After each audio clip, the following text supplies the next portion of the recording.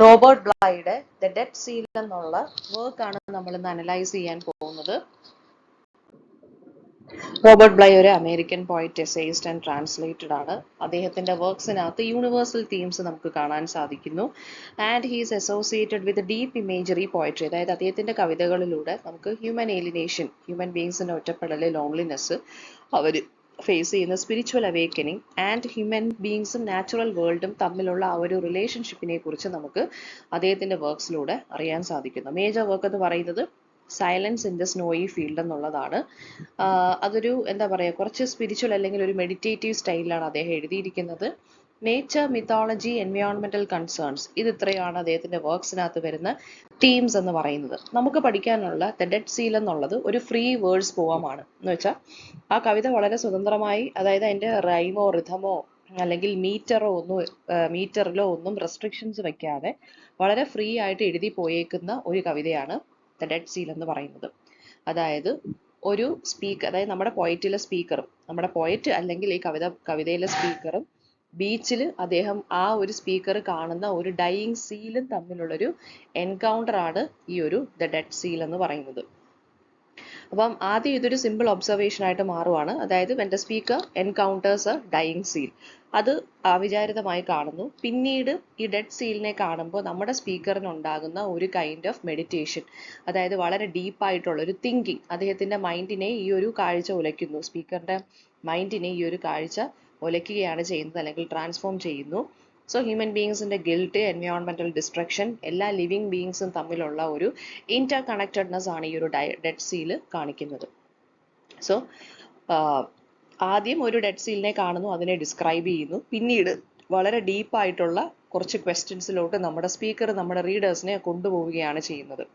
അതായത് എന്താണ് ഹ്യൂമൻ ബീങ്സിന്റെ റോൾ ഇൻ നേച്ചർ സഫറിങ്. ഈ ഡെഡ് സീൽ എന്ന് പറയുന്നത് it is a representation of nature. അപ്പം ഒരു ഭൂമിയിലെ ഒരു ജീവി മരിക്കുന്നു എന്ന് തോന്നുവാണെന്നുണ്ടെങ്കിൽ, അല്ലെങ്കിൽ അതിനൊരു നാശം സംഭവിക്കുന്നു എന്ന് തോന്നുവാണെന്നുണ്ടെങ്കിൽ, automatically the responsibility falls on human beings. അപ്പോൾ ആ നേച്ചർ സഫർ ചെയ്യുന്നതിലൂടെയാണ്, നേച്ചർ സഫർ ചെയ്യുന്നു എന്നത് ഈ ഡെഡ് സീലിലൂടെ കാണിക്കുകയാണ്. അതിലെന്താണ് ഹ്യൂമൻ ബീയിങ്ങിന്റെ പങ്ക് എന്നാണ് ഈ ഒരു പോയം ഇതിനകത്ത് പവർഫുൾ ആയിട്ട് കാണിക്കുന്നത്. So this is an example of an echo poetry. എന്ന് വെച്ചാൽ ഇതിനകത്ത് എൻവയോൺമെന്റൽ കൺസേൺസ് ആണ് ഇതിനകത്ത് കാണിക്കുന്നത് പോയറ്റ്. അപ്പൊ ഇത് രണ്ട് പാർട്ട്, ഇത് പ്രോസ് പോമാണ്. അതായത് ഒരു കഥ എഴുതിയേക്കുന്ന കണക്ക് തന്നെ സെന്റൻസ്, സാധാരണ നമ്മളൊരു ഫിക്ഷൻ, ഒരു എന്താ പറയുക, കഥ പോലെ വായിച്ച് ഇങ്ങനെ പോകാവുന്നതാണ്. അതാണ് ഇതിനെ പറഞ്ഞേക്കുന്നത് ഫ്രീ വേർഡ്സ് പോം എന്നുള്ളത്. രണ്ട് പാർട്ടായിട്ടാണ് എഴുതിയിരിക്കുന്നത് അദ്ദേഹം. ഫസ്റ്റ് പാർട്ടിലെ പാരഫ്രൈസ് എന്താണെന്ന് നോക്കുകയാണെന്നുണ്ടെങ്കിൽ, the speaker was walking alone the shore. അപ്പൊ ആ സമയത്ത് സ്പീക്കർ നോട്ടീസ് ചെയ്യുന്നു ഡെഡ് സീല്. ഒരു ഡിസ്റ്റൻസിൽ അദ്ദേഹത്തിന് ഈ ഡെഡ് സീലിനെ കണ്ടപ്പോൾ ഒരു ജീവനില്ലാത്ത മരക്കഷ്ണമായിട്ടാണ് തോന്നിയത്. ക്ലോസ് ആയിട്ട് കുറച്ചും കൂടി വാച്ച് ചെയ്തപ്പോൾ അദ്ദേഹത്തിന് മനസ്സിലായി അത് it is not a lifeless log. Lifeless log എന്ന് വെച്ചാൽ ജീവനില്ലാത്ത തടിക്കഷ്ണമല്ല, അത് ചെറുതായിട്ട് ഇത് അനങ്ങുന്നുണ്ട്, സ്ലൈറ്റ് ആയിട്ട് ഇത് ഷിവർ ചെയ്യുന്നുണ്ട്. So the seal is still A live barely. And ഈ ഒരു റിയലൈസേഷൻ ഇദ്ദേഹത്തിനെ വളരെ ഡീപ്പായിട്ട് ഷോക്ക് ചെയ്യുന്നു. എന്തോ ഒരു റിയാലിറ്റിയിലോട്ട് ഇദ്ദേഹത്തിനെ കൊണ്ടുവരികയാണ്. പിന്നെ ഈ സ്പീക്കർ ഒരു ഡിസ്റ്റർബിങ് കണക്ഷൻ ഉണ്ടാക്കുകയാണ്. സീലിന്റെ ബോഡിയെ ഓയിൽ കണ്ടെയ്ൻ ചെയ്യുന്നു എന്നാണ് പറയുന്നത്. ഓയിൽ കണ്ടെയ്ൻ ചെയ്യുന്നു എന്ന് വെച്ച് കഴിഞ്ഞാൽ നമ്മുടെ ഹ്യൂമൻ ബീയിങ്സിന്റെ വീട്ടിൽ നമ്മൾ ഓയിൽ അല്ലെങ്കിൽ കുക്ക് ചെയ്യാനോ അല്ലെങ്കിൽ ഹീറ്റ് ചെയ്യാനോ നമ്മൾ വാമായിട്ടിരിക്കാനോ ഒക്കെയാണ് യൂസ് ചെയ്യുന്നത്, ഫോസിൽ ഫ്യൂൽ ആയിട്ട്.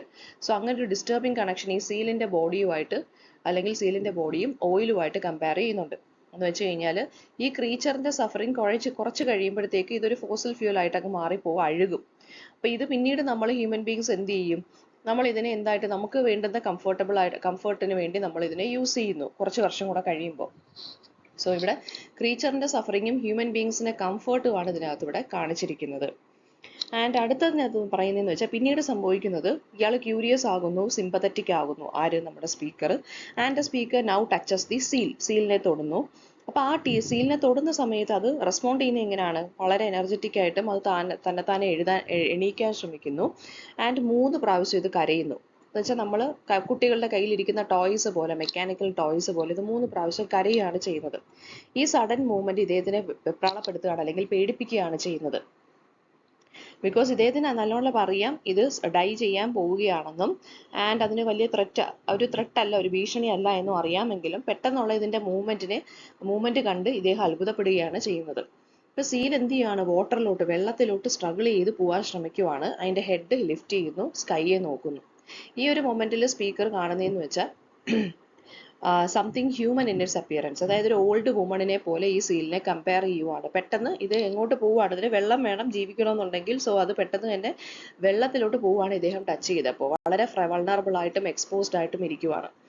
അപ്പം ഇത് അതിന്റെ ഫ്ലിപ്പേഴ്സ് എല്ലാം അഡ്ജസ്റ്റ് ചെയ്ത് ക്വയറ്റ് ആയിട്ട് വെയിറ്റ് ചെയ്ത് എന്താണ് ഈ ഹ്യൂമൻ ബീയിങ് അല്ലെങ്കിൽ നമ്മുടെ സ്പീക്കർ പോകാൻ വേണ്ടി ആര് വെയിറ്റ് ചെയ്യുകയാണ്, ഡെഡ് സീല്. പാർട്ട് 2-നകത്ത് പറയുന്നതെന്ന് വെച്ചാൽ നെക്സ്റ്റ് ഡേ സ്പീക്കർ ഇതേ സെയിം സ്പോട്ടിൽ ആ ഡെഡ് സീലിന് ഫെയർവെല്ല് ബിഡ് ചെയ്യാൻ വേണ്ടി വന്നിരിക്കുകയാണ്. And he assumes that the seal must be dead. പക്ഷേ അവിടെ വെച്ച് അദ്ദേഹം നോക്കുമ്പോൾ എന്താണ്, അത് എങ്ങനെയെങ്കിലും സ്ട്രഗിൾ ചെയ്ത് സർവൈവ് ചെയ്യാൻ വേണ്ടിയുള്ള തിടുക്കത്തിലായിരുന്നു, ഡെസ്പൈറ്റ് ഇറ്റ്സ് വീക്ക്നെസ്. അപ്പം സീൽ ഇപ്പോൾ അതിന്റെ സ്റ്റൊമക്കിൽ, അതായത് കമന്ന് കിടക്കുകയാണ്, തല ഉയർത്തി പിടിച്ചിട്ടുണ്ട്. അതിന്റെ റിബ്സ് ആൻഡ് വെർട്ടിബ്ര ഇപ്പോൾ നമുക്ക് വിസിബിൾ ആണ്. ആൻഡ് അതിന്റെ സ്കിൻ എന്ന് പറയുന്നത് ടോൺ ആയിട്ടിരിക്കുവാണ്, കീറി ഇരിക്കുകയാണ്. ഒരു വേവ് വന്ന് അതിന്റെ നോസിൽ ടച്ച് ചെയ്തു. ആൻഡ് ആ സമയത്ത് സീൽ എന്ത് ചെയ്തു, നമ്മുടെ സ്പീക്കറിനെ തിരിഞ്ഞു നോക്കി. ആ സമയത്ത് നമ്മുടെ സ്പീക്കറിനെ ഈ ഒരു ഡെഡ് സീലിനെ ഒരു കുട്ടിയായിട്ട് കമ്പയർ ചെയ്തിരിക്കുവാണ്. ഒരു കുട്ടി എങ്ങനെയാണോ ബൈസൈക്കിൾ ഹാൻഡിൽ ബാറിൽ ബെൻഡ് ചെയ്തിരിക്കുന്നത്, ആ ഒരു ഇമേജ് ആണ് ആർക്ക് മൈൻഡിൽ വന്നത്, സ്പീക്കറിന് ഈ ഡെഡ് സീലിനെ കണ്ടപ്പോൾ മൈൻഡിൽ വന്നത്. അതൊരു വളരെ സ്ട്രെയിഞ്ച് അല്ലെങ്കിൽ ഒരു അൺകംഫർട്ടബിൾ ആയിട്ടുള്ള ഒരു കമ്പാരിസൺ ആണ് അദ്ദേഹം ഇവിടെ നടത്തിയിരിക്കുന്നത്.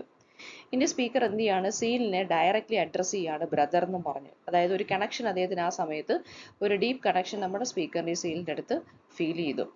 അദ്ദേഹത്തിന് വളരെ ആ സീലിന് വളരെ പീസ്ഫുൾ ആയിട്ടുള്ള, അല്ലെങ്കിൽ എന്താ പറയുക, ആ വേവ്സിന്റെ സൗണ്ട് കൊണ്ട് സറൗണ്ടഡ് ആയിട്ടുള്ള, അല്ലെങ്കിൽ ആ നാച്ചുറൽ എൻവയോൺമെന്റിൽ വെച്ച് അത് ആ ഒരു സ്പീക്കറിന് ഈ സീലിന്റെ അടുത്ത് പീസ്ഫുൾ ആയിട്ടുള്ള ഒരു ഗുഡ് ബൈ പറയാനായിട്ട് അദ്ദേഹം, അല്ലെങ്കിൽ ഒരു ഫെയർവെൽ പറയാൻ വേണ്ടി അദ്ദേഹം റെഡി ആയിട്ട് നിൽക്കുകയായിരുന്നു.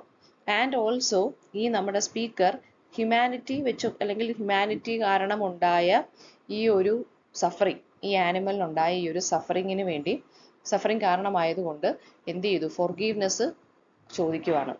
ആൻഡ് സീലിന്റെ കൈൻഡ്നെസ്സിനെ ബ്ലസ് ചെയ്യുന്നു ഇദ്ദേഹം. And also long life wish ചെയ്യുന്നു. ഈ ലാൻഡിൽ, അതായത് ഇവിടുന്ന് എങ്ങനെയെങ്കിലും സർവൈവ് ചെയ്യാൻ പറ്റുമെന്നാണെന്നുണ്ടെങ്കിൽ ഒരു ലോങ് ലൈഫ് ആരൊക്കെ വിഷ് ചെയ്യുവാണ്, സീലിന് നമ്മുടെ സ്പീക്കർ വിഷ് ചെയ്യാണ് ചെയ്യുന്നത്. ആൻഡ് ഫൈനൽ വിഡ്രോയൽ എങ്ങനെയാണെന്ന് വെച്ച് കഴിഞ്ഞാൽ അത് അതിന്റെ ലാസ്റ്റ് മൊമെന്റ്സിലാണ്. ഓക്കെ, അപ്പോൾ അതിനൊരു സോളിറ്റ്യൂഡ് ആവശ്യമാണെന്ന് ആര് റെക്കഗ്നൈസ് ചെയ്യുന്നുണ്ട്, നമ്മുടെ സ്പീക്കർ റെക്കഗ്നൈസ് ചെയ്യുന്നുണ്ട്. അപ്പോൾ സ്പീക്കർ അതുകൊണ്ട് എന്ത് ചെയ്യുവാണ്, ഇതിന് ഫെയർവെൽ ബിഡ് ചെയ്തിട്ട് തിരിഞ്ഞു പോവുകയാണ്. ക്ലിഫ് ക്ലൈംബ് ചെയ്തിട്ട് ഇദ്ദേഹം വേറൊരു ഡിഫറെന്റ് റൂട്ട് വഴി അദ്ദേഹത്തിന്റെ വീട്ടിലോട്ട് പോവുകയാണ്. അപ്പോൾ ആ സമയത്ത് അദ്ദേഹം ആ ഒരു സ്പീക്കറിന്റെ ആ ഒരു ഇതൊരു പെയിൻഫുൾ സീനാണ്. തിരിച്ച് നടന്നു പോവുകയാണ് നമ്മുടെ സ്പീക്കർ ഫെയർവെൽ അല്ലെങ്കിൽ അപ്പോളജൈസ് ഒക്കെ ചെയ്തിട്ട്. ആ ഒരു ഗിൽട്ട്, റെസ്പെക്ട്, ഹെൽപ്ലെസ്നെസ് എല്ലാം ഇദ്ദേഹത്തിന്റെ ആ ഒരു മൈൻഡിൽ ആ സമയത്ത് ഉണ്ടായിരുന്നു. ഇതാണ് നമ്മുടെ പോം എന്ന് പറയുന്നത്. ആൻഡ്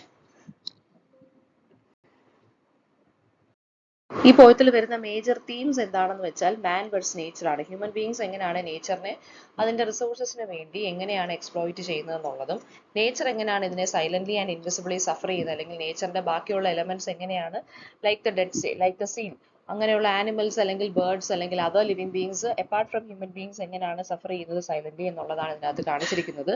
പിന്നെ ഡെത്ത് ആൻഡ് ഡൈയിങ്ങിനെ കുറിച്ച് പറയുന്നു. ഇവിടെ ഡെഡ് സീലിന്റെ ആ ഒരു, അല്ലെങ്കിൽ ഡൈയിങ് സീലിന്റെ ആ ഒരു സ്ലോ, പെയിൻഫുൾ അല്ലെങ്കിൽ നാച്ചുറൽ ഇന്നെവിറ്റബിൾ ആയിട്ടുള്ള ഡെത്തിനെയാണ് ഇവിടെ പോർട്രേ ചെയ്യുന്നത്.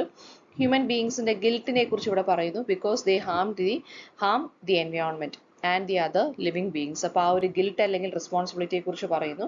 ഹ്യൂമൻ ബീയിങ്സും ആനിമൽസും തമ്മിലുള്ള ഡിസ്റ്റൻസിനെ കുറിച്ച് ഇവിടെ പറയുന്നുണ്ട്. ലാസ്റ്റ് ആണ് നമ്മുടെ സ്പീക്കറിന് ഒരു കണക്ഷൻ ആരുമായിട്ട് ഫീൽ ചെയ്യുന്നത്, ഡൈയിങ് സീലുമായിട്ട് ഫീൽ ചെയ്യുന്നത്. ആൻഡ് ഓൾസോ ബ്രദർഹുഡും കമ്പാഷനും ഇവിടെ കാണുന്നുണ്ട്. കാരണം സീലിനെ നമ്മുടെ സ്പീക്കർ ബ്രദർ എന്ന് വിളിക്കുവാണെന്ന് വെച്ചാൽ എല്ലാ ലിവിങ് ബീയിങ്സും ഒന്നാണ്.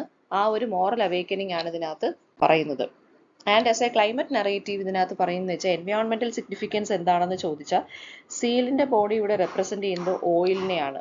അതൊരു പവർഫുൾ മെറ്റഫർ ആണ്. ഫോസിൽ ഫ്യൂൽ എക്സ്പ്ലോയിറ്റേഷനെ കുറിച്ചാണ് ശരിക്കും പറഞ്ഞാൽ ഇവിടെ പറയുന്നത്. അപ്പോൾ ഇവിടെ ഓയിലായിട്ടൊക്കെ കമ്പയർ ചെയ്യുന്നുണ്ട് നമ്മുടെ സ്പീക്കർ സീലിനെ. അപ്പം ഹ്യൂമൻ ബീങ്സിന്റെ സർവൈവൽ ഇപ്പം നിൽക്കുന്ന അല്ലെങ്കിൽ ഡിപ്പെൻഡ് ചെയ്യുന്നത് വെച്ചാൽ നേച്ചറിനെ ഡിസ്ട്രോയ് ചെയ്തുകൊണ്ടാണ്. അപ്പം ഡൈയിങ് സീൽ എന്ന് വെച്ചാൽ മെറൈൻ ലൈഫ് ഡിസ്ട്രക്ഷൻ ആണ് കാണിക്കുന്നത്. അപ്പോൾ ഇതിനകത്ത് ക്ലൈമറ്റ് ചേഞ്ചിനെ കുറിച്ചും റൈസിങ് ടെമ്പറേച്ചറിനെ കുറിച്ചും ഒക്കെയാണ് ഇതിനകത്ത് പോയത്തിനകത്ത് നമ്മുടെ സ്പീക്കർ അല്ലെങ്കിൽ നമ്മുടെ പോയിന്റ് ഇവിടെ ആന്റിസിപ്പേറ്റ് ചെയ്യുന്നത്. അതായത് നാച്ചുറൽ റിസോഴ്സസിന്റെ ഓവർ ആയിട്ടുള്ള എക്സ്പ്ലോയിറ്റേഷൻ. അപ്പം ഹ്യൂമൻ ബീയിങ്സ് അവരുടെ കംഫർട്ടിന് വേണ്ടി എന്ത് ചെയ്യാണ്, എൻവയോൺമെന്റിനെ സഫർ ചെയ്യിക്കുന്നു എന്നുള്ളതാണ് ഇവിടെ പറയുന്നത്. ഇപ്പോൾ മെയിൻ ക്വസ്റ്റൻ ആൻഡ് ആൻസേഴ്സ് ഇതിനകത്ത് വരുന്നതെന്ന് വെച്ചാൽ central idea of the poem എന്താണ്, അതിനകത്തെന്ന് വെച്ചാൽ ഹ്യൂമൻ ബീങ്സും നേച്ചറും തമ്മിലുള്ള relationship, guilt, exploitation and compassion, ഇതൊക്കെയാണ് പറയുന്നത്. പിന്നെ ബ്രദർ എന്ന് വിളിക്കുന്നത് എന്തുകൊണ്ടാണ്, ബിക്കോസ് നമ്മളെല്ലാവരും എന്താണ് എർത്തിൽ താമസിക്കുന്നവരാണ്. So human beings and animals they share a common human existence. And oil എന്തിനെയാണ് സിംബലൈസ് ചെയ്യുന്നതെന്ന് ചോദിച്ചു കഴിഞ്ഞാൽ എക്സ്പ്ലോയിറ്റേഷൻ ഓഫ് നാച്ചുറൽ റിസോഴ്സസ്. പിന്നെ പോയിറ്റ് എങ്ങനെയാണ് റിയാക്ട് ചെയ്യുന്നത്, ഇനിഷ്യലി പോയിറ്റ് ടെറിഫൈഡ് ആണ്, പിന്നീട് വളരെ എംപത്തറ്റിക് ആയിട്ടാണ് ബിഹേവ് ചെയ്യുന്നത് സീലുമായിട്ട്. ഡെത്തിനെ വളരെ സ്ലോ ആൻഡ് പെയിൻഫുൾ ആയിട്ട് കാണിച്ചിരിക്കുന്നു. ആൻഡ് ഓൾസോ എൻവയോൺമെന്റൽ മെസ്സേജ് എന്താണെന്ന് ചോദിച്ചാൽ ഹ്യൂമൻ ബീങ്സിന്റെ ആ ഒരു എക്സ്പ്ലോയിറ്റേഷൻ അതിനെ ക്രിട്ടിസൈസ് ചെയ്തുകൊണ്ടാണ് പറയുന്നത്. എൻഡിങ്ങിന്റെ സിഗ്നിഫിക്കൻസ് എന്ന് വെച്ചാൽ ഫെയർവെൽ ആണ് കാണിക്കുന്നത്. ഡെത്തിനെ ഇദ്ദേഹം അക്സെപ്റ്റ് ചെയ്യുന്നു, റെസ്പെക്ട് ചെയ്യുന്നു. സോ അതുകൊണ്ടാണ് അദ്ദേഹം തിരിച്ച് നടന്നു പോയത്. ആ ഒരു ഗിൽറ്റ് അല്ലെങ്കിൽ അപ്പോളജിയാണ് കാണിക്കുന്നത്. പോയറ്റിക് ടെക്നിക്ക് ഞാൻ നേരത്തെ പറഞ്ഞ പോലെ ഫ്രീ വേർഡ്സ് ആണ്, അതായത് ഇറഗുലർ ആയിട്ടുള്ള ലൈൻ ലെങ്ത് ആണ്, നിങ്ങൾക്ക് കാണുമ്പോൾ അറിയാൻ സാധിക്കും. അപ്പം അതായത് ഇവിടെ കാണിക്കുന്നത് വെച്ചാൽ ഒരു അൺപ്രഡിക്റ്റബിലിറ്റി ആണ് കാണിക്കുന്നത്. അൺറൈംഡ് ആണ് ഈ പോവാം. പിന്നെ ഹ്യൂമൻ ആനിമൽ കമ്പാരിസൺ ഉണ്ട്, അതായത് ഓൾഡ് വുമൺ ആയിട്ട് കമ്പയർ ചെയ്യുന്നുണ്ട്, ബോയ് ഓൺ ബൈസൈക്കിൾ ആയിട്ട് കമ്പയർ ചെയ്യുന്നുണ്ട്. പിന്നെ ഇതിനകത്ത് വരുന്ന ഡീപ്പ് ഇമേജറി എന്ന് വെച്ചാൽ ഇവിടെ ഉദ്ദേശിക്കുന്നത് സെൻസറി ഡീറ്റെയിൽസ് അല്ലെങ്കിൽ വളരെ വെറൈറ്റി ആയിട്ടുള്ള ഡീറ്റെയിൽസ് ഇവിടെ യൂസ് ചെയ്തിട്ടുണ്ട്. ആൻഡ് ഓൾസോ ഹ്യൂമൻ ബീങ്സിന്റെ കംഫർട്ടും ആനിമൽസിന്റെ സഫറിങ്ങും ആണ് ഇതിനകത്ത് കമ്പയർ ചെയ്തിരിക്കുന്നത്. പിന്നെ ഹ്യൂമൻ ബീങ്സും നാച്ചുറൽ വേൾഡും തമ്മിലുള്ള ആ ഒരു അൺകംഫർട്ടബിൾ ട്രൂത്തിനെ കുറിച്ചാണ് പോയിറ്റ് ഇവിടെ സംസാരിക്കുന്നത്. And also about responsibility of human beings towards other living beings. Robert ബ്ലൈയുടെ ഡെഡ് സീൽ എന്ന് പറയുന്ന വളരെ പ്രൊഫൗണ്ട് ആയിട്ടുള്ളൊരു പോമാണ്. അപ്പോൾ ഇത് ശരിക്കും പറഞ്ഞാൽ ഡെക്കേഡ്സ് ബിഫോർ എഴുതിയിരിക്കുന്ന പോം ആണെങ്കിലും ഇപ്പോൾ നമ്മൾ ഫേസ് ചെയ്യുന്ന പല കാര്യങ്ങളും, സ്പീഷീസ് എക്സ്റ്റിങ്ഷനും ആനിമൽസിന്റെ എക്സ്റ്റിങ്ഷനും എക്കോളജിക്കൽ ഡിസ്ട്രക്ഷനും ഒക്കെ ആ സെയിം കൺസേൺ